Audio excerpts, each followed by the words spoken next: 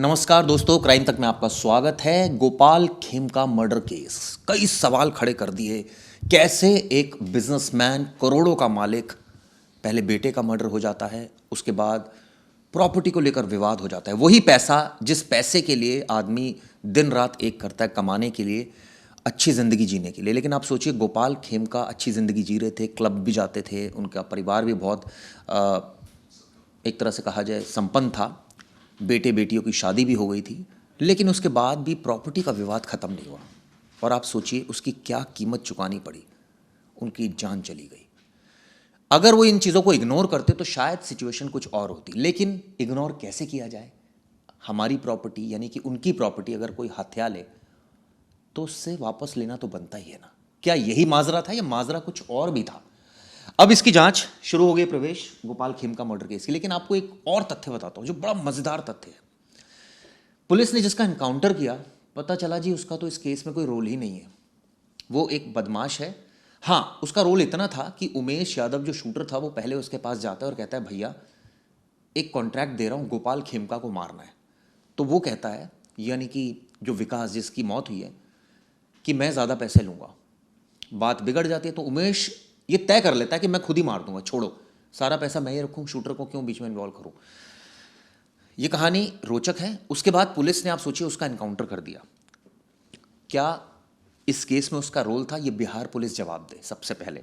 और दूसरा, सुपारी देने वाला ही बन गया शूटर। प्रवेश, ये बिल्कुल फिल्मी स्टोरी नहीं है? पूरी पूरी तरह फिल्मी स्टोरी है। और आप देखो तो जिस तरह से हम माफियाज, हम इन सब चीज़ों की बात करते हैं, यूपी में बाहुबली, ये सब बिल्डर लॉबी, फिर सबसे सबसे ज़्यादा मतलब आप कॉन्ट्रैक्ट किलिंग कहाँ होती है? सबसे ज़्यादा कॉन्ट्रैक्ट किलर्स आप देखोगे तो मोस्टली नॉर्थ के हैं। नॉर्थ में सबसे ज़्यादा कॉन्ट्रैक्ट किलिंग्स होती हैं। अब कॉन्ट्रैक्ट किलिंग का ये पूरा केस था। एक 70 साल का आदमी जो कि खुद बुढ़ा है, अशोक शाह, 70 साल का आदमी, बिल्डर भी है, उम्र भी हो गई है, खुद तो मार नहीं सकता। एक छोटी सी प्रॉपर्टी का मैटर था। इन इन इन लोगों के पास जिस तरह का पैसा था, वो प्रॉपर्टी इनके लिए मतलब आप समझ लीजिए तिनके जैसा था। मतलब जिस हिसाब का पैसा खेमका के पास था और जिस हिसाब का पैसा अशोक के पास था, दोनों के लिए प्रॉपर्टी बड़ी छोटी सी प्रॉपर्टी थी। बात थी नाक की। दोनों ने इस प्रॉपर्टी पे अपना ईगो आगे रखा। अब क्या हो गया कि वो बहुत स्ट्रांग थे। खेमका जो थे वो बिहार में, पटना में बड़े स्ट्रांग थे। ये वैसे रहने वाले नालंदा के थे, नालंदा के बिहार शरीफ के अशोक। और ये 2 साल पहले पटना आते, पटना में ये भी अपना वर्चस्व बनाते, हमारे कॉलेज स्टूडेंट्स को फंडिंग करते अपने। मैंने इनके बारे में और डिटेल्स निकाली। वहाँ के जो लोकल ग्रुप्स हैं, वहाँ 3-4 कॉलेजेस के ग्रुप, पटना में मेन सिटी में 3-4 कॉलेजेस के लड़के अपना अपना ग्रुप चलाते हैं। हाँ, बहुत बहुत तरह के ग्रुप हैं, मुझे इनका नाम याद नहीं आ रहा है, लेकिन है जो भी पटना में रह रहे हैं उन्हें पता है। तो 3-4 तरह के ग्रुप्स हैं। वो कॉलेज स्टूडेंट्स के ग्रुप है, उनको थोड़ा बड़ा पैसा देना, खर्चा कराना, ये लोग उनके ऑफिस में बैठना, इनके पीछे आगे पीछे चलना। बिल्डर है, बिल्डर के लिए एक दिन का 20,000, 10,000, 5,000 खर्चा करना कोई बड़ी बात नहीं है।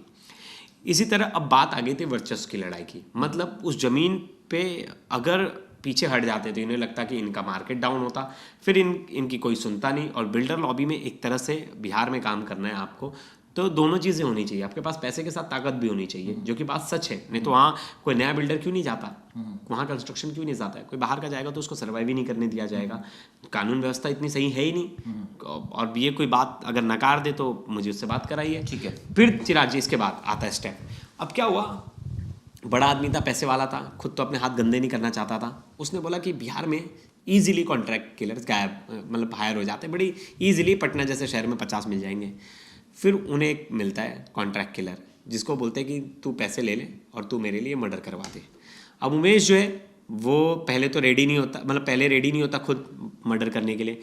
वो एक दूसरे शख्स के पास जाता है जो कॉन्ट्रैक्ट किलिंग करता है, गोलियां चलवा देता है, गोली चला के बहुत बार शोरूम के बाहर भाग जाते हैं, उस तरह की चीज़ें। उसके पास जाता है और बोलता है कि 3 लाख। वो बोलता है नहीं, बहुत कम पैसा है, इतने में तो नहीं होगा, अगर ज़्यादा पैसा दोगे तो मैं सोचूंगा। अब वो सोचता है यार इतना ज़्यादा पैसा काम मेरे हाथ से चला जाएगा। हाँ, वो अशोक जो है वो कभी भी अपना मूड पलट सकते हैं और वो पैसे मांग लेंगे और मतलब वो बोलेंगे जान दो, छोड़ो, तुमसे नहीं हो रहा, छोड़ो। पैसे का लालच था। यहाँ जो कॉन्ट्रैक्ट किलर है, जो मतलब सुपारी देने वाला, खुद कॉन्ट्रैक्ट किलर बन गया। यानी जो उमेश यादव था वो खुद ही कॉन्ट्रैक्ट किलर बन गया। उसने सोचा क्यों विकास को पैसा देकर बर्बाद किया जाए, सारा पैसा मैं खुद ही रख लेता हूँ। डील हुई थी 3 लाख तुम्हें दे देंगे, 1 लाख मैं रख लूँगा और आसानी से पैसा कमा लिया जाएगा। लेकिन ये भूल गए कि गलतियां तो हो सकती है। ये दरअसल बाइक पर जाते हैं, बुधवार रात का वाक़या है, 11:30 बजे उनके जो अपार्टमेंट के बाहर खड़े हो जाते हैं, यानी कि गोपाल खेमका के अपार्टमेंट के बारे में। उमेश यादव हेलमेट पहना होता है, पिस्टल अरेंज कर दी थी अशोक शाह ने, वहीं खड़े रहते हैं और ये सोचते हैं कि जैसे ही वो आएंगे गोपाल हत्या कर दूंगा। एक क्लब से रात में वो वापस आते हैं, तभी ताबड़तोड़ गोलियां चला देते हैं और मौके से फरार हो जाते हैं। उसके बाद वो भाग जाता है, लेकिन पुलिस जब इन्वेस्टिगेशन करती है, एकदम पुलिस की नाक पर ये सवाल आया प्रवेश, और सवाल उठने लगे कि भाई बिहार में क्या हो रहा है, इतना बड़ा बिजनेसमैन मार दिया। इन्वेस्टिगेशन शुरू होती है, कई सारी सीसीटीवी खंगाली जाती है, तो एक नंबर मिलता है बाइक का, उससे ऑनर तक पहुंचती है और वो क्लू देता है उमेश के बारे में कि भैया उमेश था जो बाइक ले गया था। फिर पुलिस पता करती है उसके घर का और पहुंच जाती है, और आप सोचिए उसके घर से क्या मिला, पिस्टल मिल जाती है, 59 राउंड गोलियां मिल जाती है, गोलियां मिल जाती है, सब कुछ मिल जाती है। देखिए क्या होता है कि इन्होंने पुराने केसेस देखे थे, जो क्रिमिनल्स थे, इन्हें पता था पुलिस इतना इजी ढूंढ नहीं पाती अगर जब तक चेहरा ना पहचान में आए। लेकिन पुलिस ने उस रूट के पूरे सीसीटीवी फुटेजेस खंगाले। ये पूरा केस जो सॉल्व हुआ है चिराग जी, वो किसी क्लू से नहीं हुआ है, वो मतलब किसी सोर्स से नहीं हुआ है कि बाहर से किसी ने इसकी जानकारी दे दी।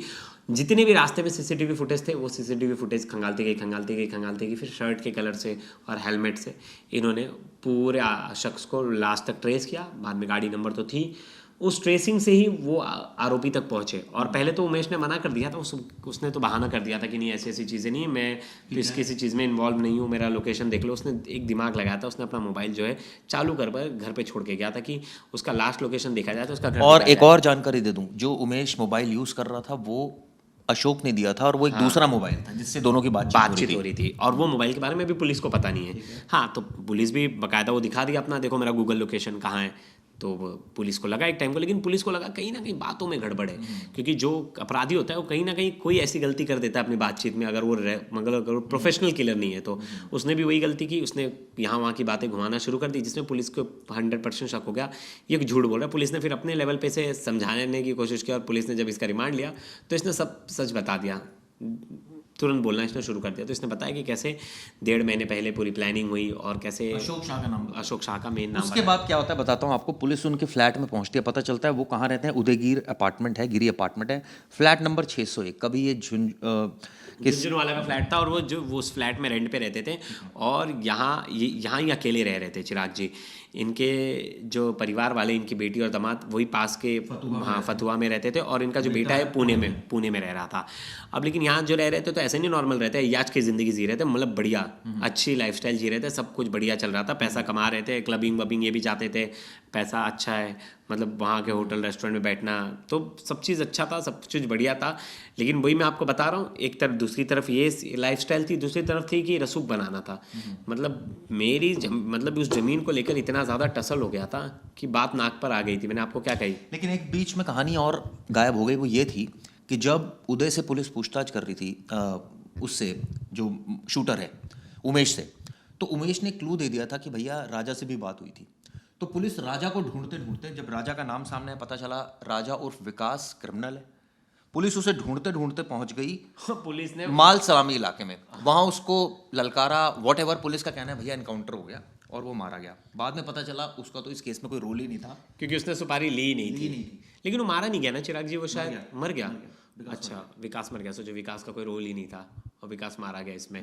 विकास अपराधी था, वो अपराधी था, ठीक है, मतलब वो कोई जस्टिफिकेशन नहीं है। लेकिन हाँ, अपराधी बहुत सारे केसेस थे, उसको पकड़ने गई, उसने बैकफायर किया जिसमें गोली चल गई और लग गई और मौत हो गई। तो चलिए दोनों चीज़ें, लेकिन उसका कोई रोल नहीं था इस केस में, कोई रोल नहीं था। पुलिस को कहीं ना कहीं नंबर्स भी बनाने थे ना चिराग जी, इतना बड़ा हादसा हो गया तो कहीं ना कहीं इन्हें दिखाना भी था। एक मंत्री ने बोला था एनकाउंटर भी होगा, याद है आपको, जो डिप्टी सीएम उन्होंने बोला एनकाउंटर भी होगा, आरोपी पकड़े भी जाएंगे और कड़ी से कड़ी सजा होगी। तो देखिए आरोपी पकड़े भी गए, एनकाउंटर भी हुआ, अब देखते कड़ी से कड़ी सजा कब तक होती है इन्हें। लेकिन 3 चीज़ें तो साफ थी कि इसमें जो सबसे बड़ा केस सॉल्व हो गया, ये बड़ी बात नहीं है चिराग जी। लॉ एंड ऑर्डर सबसे बड़ा इशू, मतलब कॉन्ट्रैक्ट किलर्स के मन में कोई डर नहीं है, और बड़े इजीली कॉन्ट्रैक्ट किलर्स हायर किए जा रहे हैं बिहार में। और पटना जो कि कैपिटल है, वहाँ इतना बड़ा क्राइम होना, थोड़ा तो मुझे, जिस तरह से हम बोलते हैं ना, जब दिल्ली में कोई क्राइम हो जाता है तो हम बोलते हैं कैपिटल में, मतलब कैपिटल में HM बैठते हैं, होम मिनिस्टर बैठते हैं, सब कुछ बैठते हैं, पूरा हर चीज़ है कैपिटल में।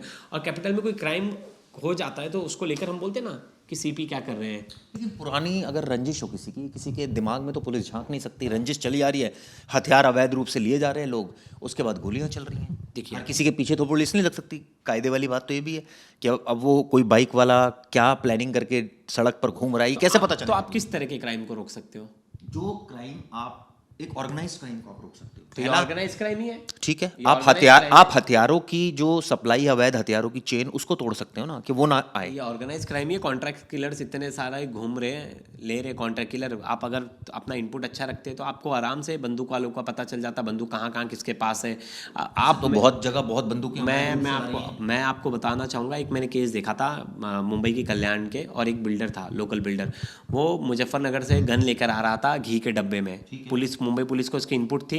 जैसे ही वो कल्याण स्टेशन उतरता है और पुलिस उसको पकड़ लेती है, अरेस्ट कर लेती है उसको अवैध बंदूक। पुलिस इस तरह के काम करती है, लेकिन ये बात सच है, इस घटना ने एक चीज़ और क्लियर कर दी, ये जो अवैध हथियारों का जखीरा है, कभी खत्म होने वाला नहीं है। ये आए बगा है, दिल्ली से लेकर बिहार से लेकर, मुंगेर तो फेमस है इसके लिए, मध्य प्रदेश खरगोन फेमस है जहाँ बनते हैं इस तरह के, और ये आसानी से हर बंदे के पास मुझे भी लगता है बड़ी आसानी से मिल सकती है, बहुत आसानी से मिल जाती हैं बंदूकें, क्योंकि बंदूकें आज मिलना बहुत बड़ा टास्क नहीं है। अगर इस बात से कोई दो राय मिल जाएगी तो फिर तो क्राइम हो गई। हाँ, और अगर चिराग जी, और कॉन्ट्रैक्ट किलिंग भी, पहले क्या होता था, कॉन्ट्रैक्ट किलर जो हायर होते थे ना, मैंने एक चीज़ देखी हाल फिलहाल में, मैंने नोटिस किया है, कॉन्ट्रैक्ट किलर ना अब पर्सनल दुश्मनी में ज़्यादा यूज़ हो रहे हैं। मतलब पर्सनल दुश्मनी में कैसे, घर के विवाद में, चलिए तो ये घरेलू विवाद नहीं था, लेकिन मैंने हाल फिलहाल में बिहार में ऐसे केसेस देखे जहाँ घर का विवाद है, आपसी विवाद है, पति पत्नी का विवाद है, नहीं, इस घटना ने तो ये बात जो आप बोल रहे हो ये भी महत्वपूर्ण है, लेकिन साथ में जो अवैध हथियारों का जो एक मकड़ जाल है ना, वो भी एक पुलिस के लिए, एक तरह से कहा जाए लोकल पुलिस के लिए बहुत बड़ा इशू है। पुलिस के लिए सबसे बड़ा फेलियर क्या पता है इन सब चीज़ में?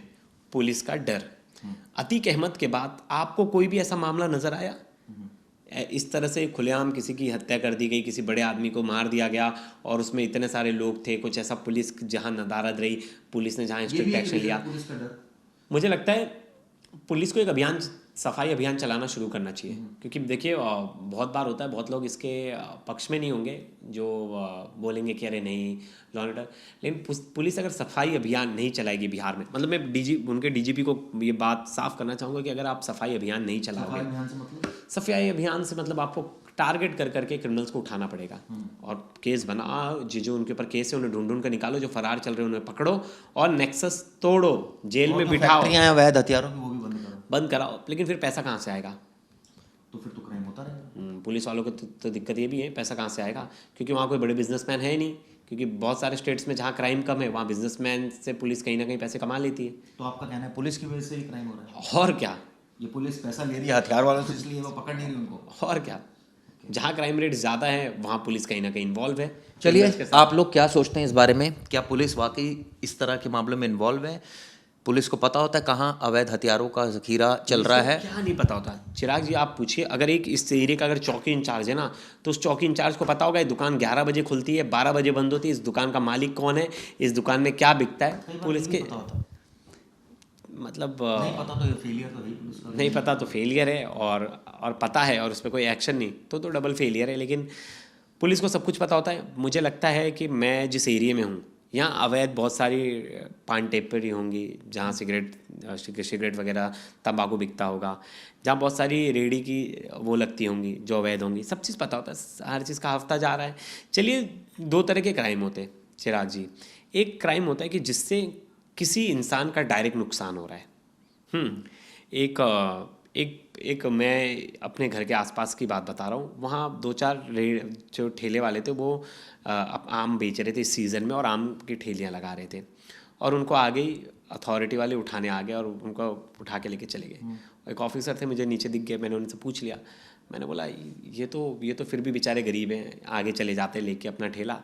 मैंने बोला वो जो इनलीगल कैफ़ेज़ वाले हैं जो बाहर का एरिया एक्रोच करके रखा है, उन्हें तो कभी उन पर कोई कार्रवाई नहीं होती। रात के 12-1 बजे तक चलाते हैं, पैसे देते हैं। हाँ, ये आम वाला बेचारा जो बेच रहा है गरीब तो पैसे नहीं दे पाएगा, तो आपको नहीं देते भी नहीं होंगे तो बेचारे चलते चलते तो उनके ऊपर कार्रवाई आपने पहले कर दी।